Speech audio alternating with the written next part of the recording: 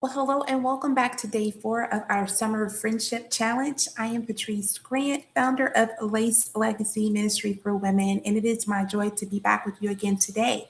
Today, our topic for our challenge is about responsiveness in friendship. And so, when we think of responsiveness in friendship in that context, I want you to ask yourself this question: how do I respond to my friends? Listen to what the Bible says from Proverbs chapter 17, verse 17 in the NIV. It reads, "A friend loves at all times, and a brother is born for a time of adversity." It is important in our friendships, if we want to experience flourishing friendships, if we want to experience longevity in our friendships, that we are able to respond well. And what I mean by that is in all of our lives, we have times where we go through things.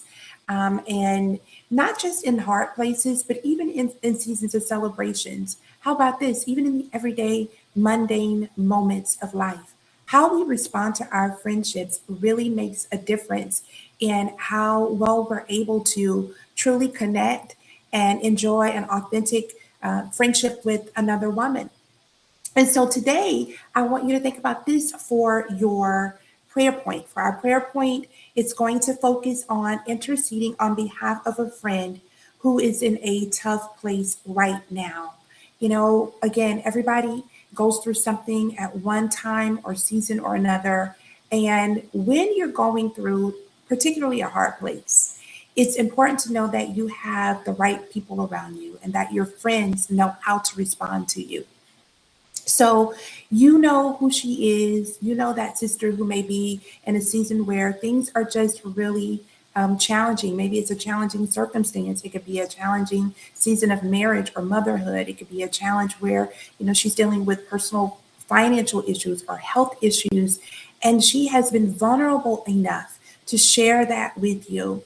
I want you to make your prayer point about her today, and that God will give her the grace and the peace that He needs in the midst of what could be a very heavy place, in a life storm, if you will, where she just needs to know that she's being supported and she has the correct responsiveness of her friend. Now, listen, let me say this.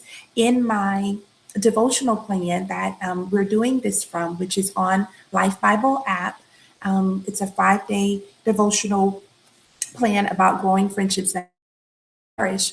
The example I shared in today's devotional centered around a time when my father passed away. And in the midst of fleeing and for a hurricane, because I live here in Florida, evacuating to a different location with the hurricane, I got news that my father had also transitioned. And so I had a dear friend who came to where I was, where I was literally, in a different location. I had not been home, but she came, and not only did she come, she came with food to bless me and my family during that time, and just to be a presence of emotional support. And I'll never forget that. And again, it's not always the hard and the heavy things. Sometimes it's the good things as well. That same friend, fast forward some months later, I actually ended up graduating from seminary. I launched my first book. She was there as well for that in a good place, in a time of celebration.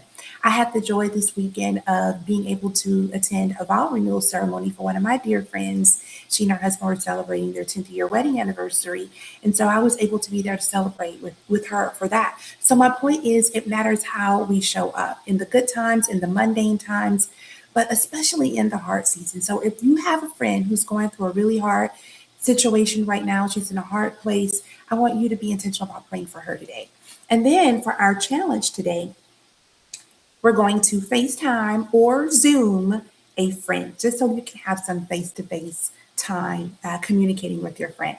So I pray that you all are having a wonderful day, and I will look forward to joining you again tomorrow as we conclude our 5-day challenge this week. See you then. And again, may your friendships continue to flourish for the glory of God. Blessings to you all.